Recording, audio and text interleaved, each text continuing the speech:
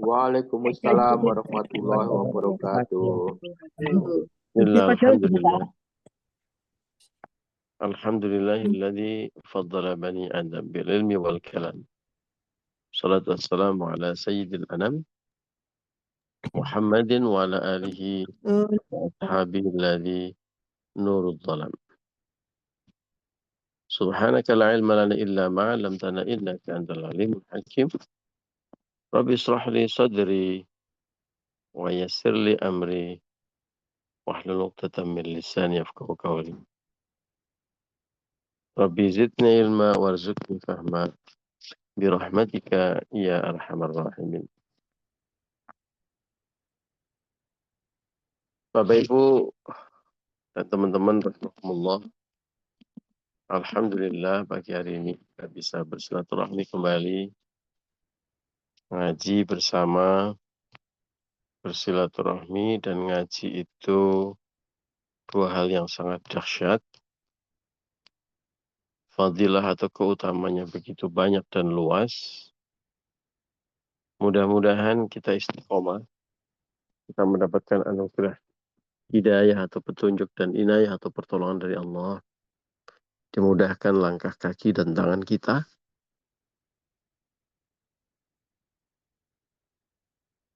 Tentu hati kita yang paling penting.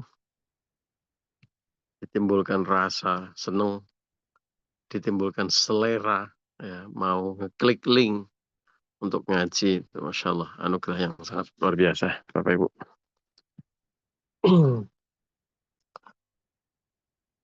Kita lanjutkan ngaji Nasha'ihul Ibad. Kita sudah sampai di bab ketiga. Hari ini kita akan baca makalah kelima. Kemarin kita ngaji makalah keempat. Terakhir sudah selesai. Sekarang kita baca makalah kelima, bagian pertama. Di bab ketiga. A'udzubillahi minasyaitonir rajim. Bismillahirrahmanirrahim. Wal maqalatul khamisatu, inilah makalah yang kelima.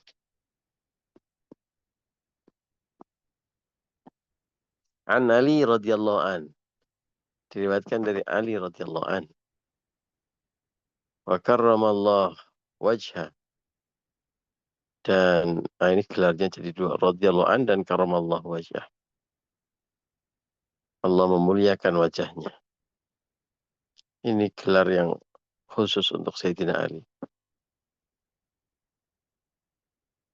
Sayyidina Ali yang dikenal sebagai orang yang sangat alim atau berilmu, yang sampai-sampai Nabi pernah bersabda, "Ana madinatul ilmu wa Ali babuha."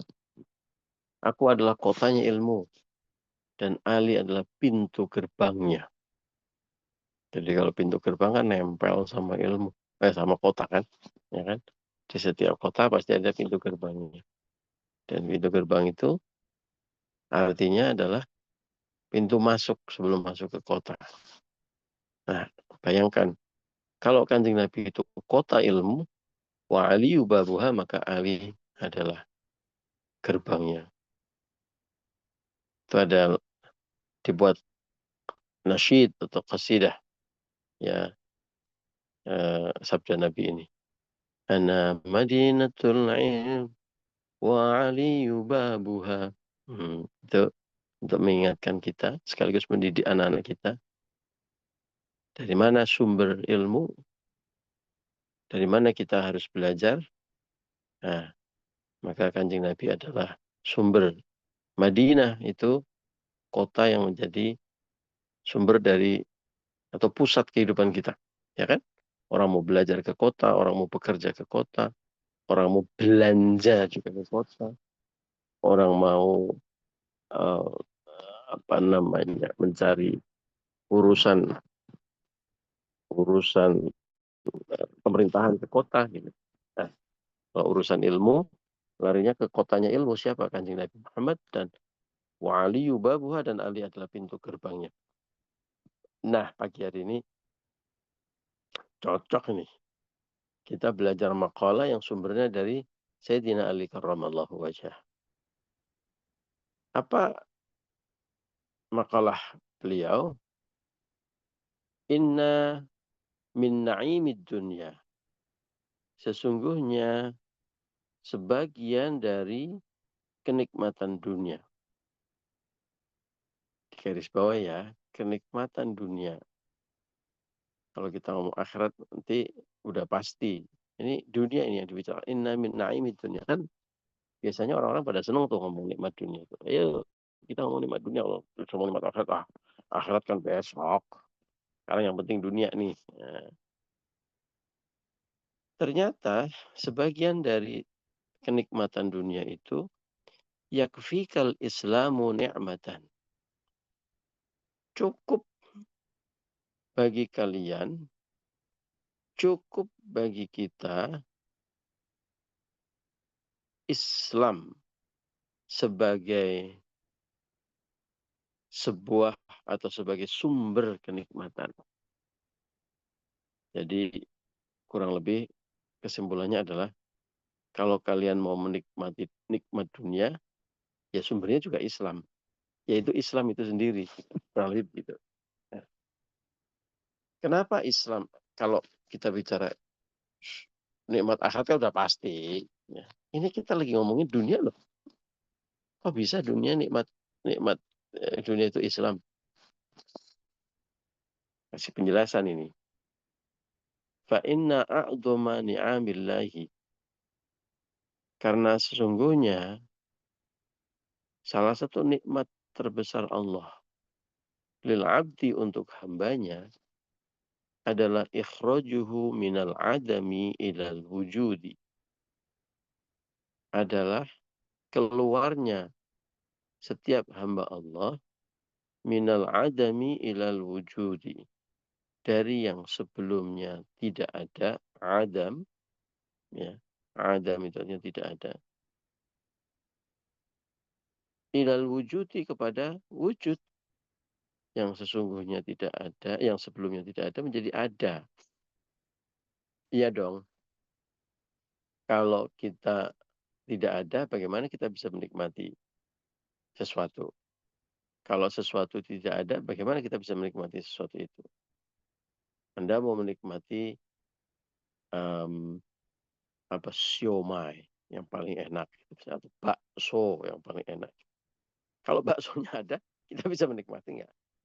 Jadi begini ya, tak kasih tahu ya, ada bakso yang paling enak di Jogja itu misalnya bakso Pak Semprul gitu. Wah itu yang paling enak. Terus ayo kalau begitu kita nikmati bakso gitu. Ayo selamat menikmati bakso Pak Semprul yang paling enak. Baksonya ada nggak? Kagak. Bisa menikmati apa enggak? Ya enggak. Semua urusan dunia itu bisa dinikmati kalau ada. Ya kan? Kalau nggak ada namanya angan-angan. Ya. Bisa dinikmati nggak angan-angan? Kagak. Ya. Yang bisa dinikmati itu kalau sesuatu. Namanya juga dunia. Itu kalau ada. Ya. Hmm, ada gudeg nih enak banget ini. Ada apa nih? Oh itu tempat yang paling indah. Aku mau tuh ke mana? Pantai Anu misalnya. Oh itu indah sekali tempatnya. Bapak sekarang ada di mana? Ada di kantor. Nggak ada di pantai itu kan. Bisa nggak menikmati pantai? Tidak ada, tidak bisa. Ya, namanya juga tidak ada. Oh saya lihat dari videonya Pak. Ya berarti yang dinikmati adalah realitas video, bukan realitas fisiknya. Which realitas video itu bisa menggambarkan atau mungkin menunjukkan sebagian keindahan itu, tapi tentu tidak semuanya. Tapi tentu beda dengan sensasi, sensasinya beda dengan kalau kita ada menikmati secara real gitu. Maka ya kalau di foto, di video ya realitas video, realitas foto, yang keindahan video, keindahan foto juga. Yang itu kalau dirunut-runut juga membutuhkan keindahan aslinya. Oh sekarang ada AI Pak. AI itu juga diajarin oleh sesuatu yang asli.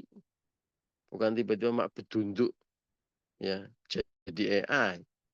Makanya semua hal yang berkaitan dengan dunia itu salah satu rukunnya ya, atau salah satu syarat utamanya ya harus ada. Ya. Maka kalau kita mau bicara nikmat dunia, ya nikmat yang bisa dinikmati dunia adalah nikmat yang ada atau bisa dirasakan secara indrawi. Kalau bahasa Arabnya ilhissi. Atau sifatnya indrawi itu al-hissiyah. Sesuatu yang bisa dibaca, ya, sesuatu yang bisa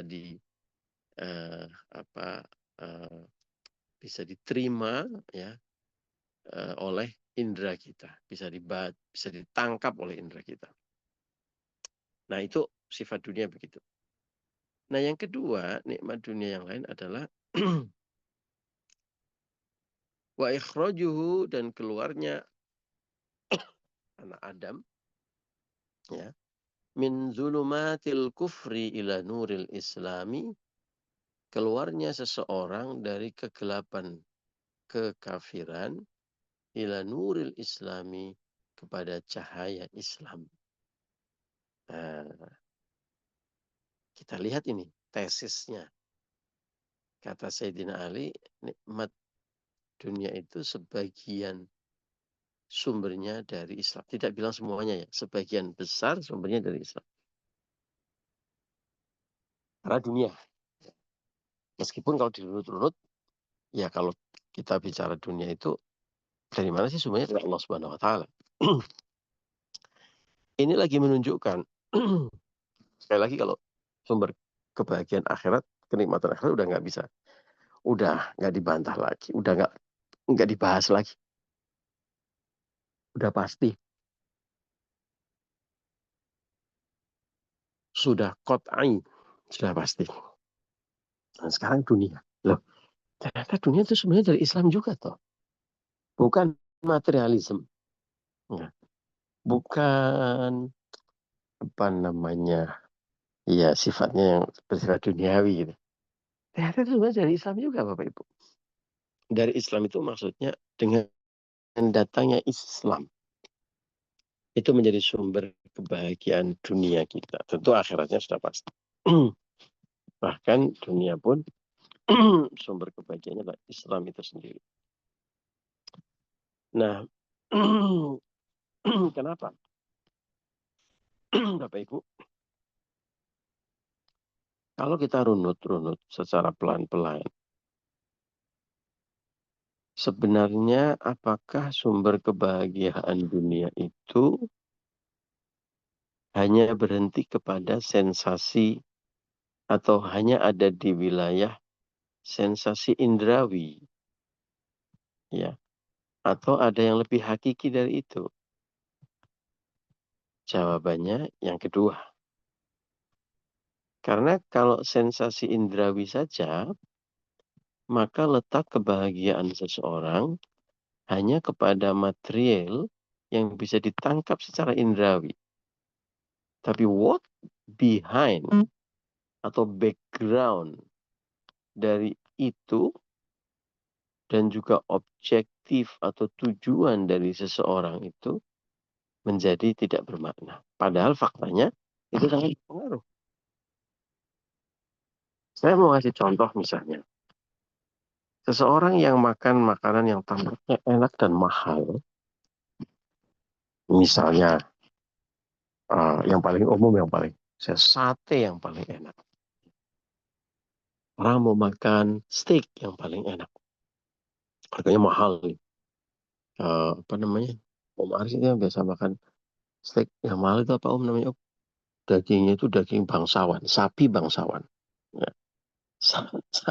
Sapi yang dipijiti, ya. Orang mau dimakan dagingnya aja, apa namanya, ditreat sebagai bangsawan. Sapinya mahal itu, Pak. Makannya mahal. Dan katanya empuk, dagingnya juicy dan sebagainya. Enak semuanya. Ya. Ditambah saus yang ya, lezatos. Gitu. Tapi kalau pikirannya lagi ruwet, kalau jiwanya lagi lesu, ya, kalau hatinya lagi kemana-mana, ya, apakah makanan itu jadi terasa enak? Tidak, ya. Ia akan hambar, bahkan mungkin dia nggak bisa makan. Tuh. Anda bayar kamar hotel yang bagus, mahal, dengan segala fasilitas first class. Tapi kalau hatinya sedang gundah gulana, ya, apakah Anda bisa tidur dengan nyaman? Maka sesuatu yang indrawi pun, tidur, kenyamanan tidur, makan, kelezatan makan, itu dipengaruhi dengan sesuatu yang non-indrawi. Nah, dari situ mulai kelihatan kan, muncul kan, oh iya betul. Islam datang memberikan tujuan hidup yang jelas, ya, beribadah kepada Allah, mengajarkan kebaikan-kebaikan, memberikan petunjuk hidup sehingga membuat kita nyaman, ya, mensyukuri nikmat, ya, yang membuat kita bahagia, peduli kepada lingkungan sekitar yang membuat kita bahagia. Ternyata dalam ilmu psikologi sosial, Bapak Ibu, kalau kita lagi burn out, ya, burn out itu suntuk, capek, lelah, lelah tidak secara fisik, ya, secara pikiran, stuck, bosen, sudah sampai di level yang tertinggi, level dewa. Nah, itu burnout. Ya. Ternyata kalau kita belajar apa sih yang bisa mengobati atau tips agar kita tidak burnout, itu ajaran agama semua. Peduli kepada orang, bagi, terus olahraga, eh, hobi, sesuatu yang menyenangkan hati. Itu ajaran agama semuanya. Ya. Termasuk diantaranya tadi peduli dan berbagi. Nah, dari situ sudah mulai jelas nih kelihatan, ya, bahwa oh iya ya, untuk menikmati yang indrawi seperti hal-hal yang sifatnya material di dunia pun itu ada sumber non indrawinya. Nah, itulah salah yang disebutkan dalam makalah ini Islam yang mengajarkan kita untuk sabar, yang mengajar kita untuk bersyukur, yang mengajarkan kita untuk empati, ya, yang membuat kita menjadi bahagia dan bisa menikmati indikator-indikator indrawi. Makannya jadi enak, tidurnya jadi pules, ya, hari-hari jadi terasa menyenangkan, di mana-mana tampak ada pelangi di matamu. Ya, nah itu. Nah, sekarang yang kedua. Udah jam 12. Oke, yang kedua singkat saja. Bapak Ibu,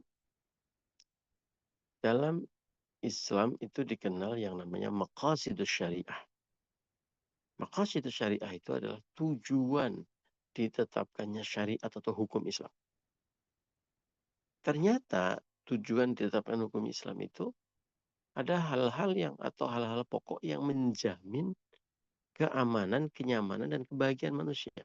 Apa itu? Ya, di antaranya adalah beberapa kali saya sampaikan. Hifdzun nafs, menjaga jiwa kita, menjaga kesehatan kita, menjaga kebaikan kita secara keamanan diri. Ya. Jadi agama itu dengan seperangkat hukumnya tidak mungkin mengajarkan dan memberikan dampak negatif kepada kesehatan dan keselamatan diri kita. Jadi agama itu nggak mungkin ada ajaran yang mengajarkan keburukan. Sebaliknya, agama itu selalu mengajarkan hal-hal yang baik untuk keamanan dan kenyamanan diri kita, keselamatan dan kesehatan kita, termasuk kesehatan dan keselamatan jiwa. Termasuk juga keselamatan dan kesehatan fisik. Makanya kenapa alkohol itu haram? Karena nggak baik untuk tubuh kita. Coba tanya sama dokter, ada nggak dokter yang bilang, saudara-saudara, hari ini kita menemukan riset alkohol itu bagus kalau diminum secara rutin. Kagak ada kan? Ya, kagak ada ya kalau untuk antiseptik dan sebagainya kita sama-sama tahu kan itu tidak dikonsumsi.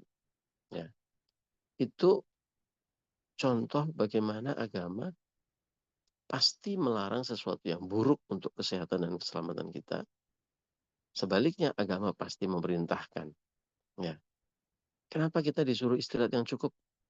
Kan apa namanya? Nahar atau siang hari itu ma'asya. Walaili libasa. Pada saat malam beristirahat. Kita di agama itu loh sampai ngurusin orang istirahat. Orang tidur aja sampai diatur oleh agama. Ya. Nah, kenapa? Karena orang untuk keselamatan dan kesehatan dia harus istirahat yang cukup. Nah, kenapa? Makan itu diatur. Kulu washrobu wala tusrifu. Makan, minum, tapi jangan berlebihan. Karena kalau berlebihan itu nggak baik untuk kesehatan. Nggak baik untuk keselamatan manusia.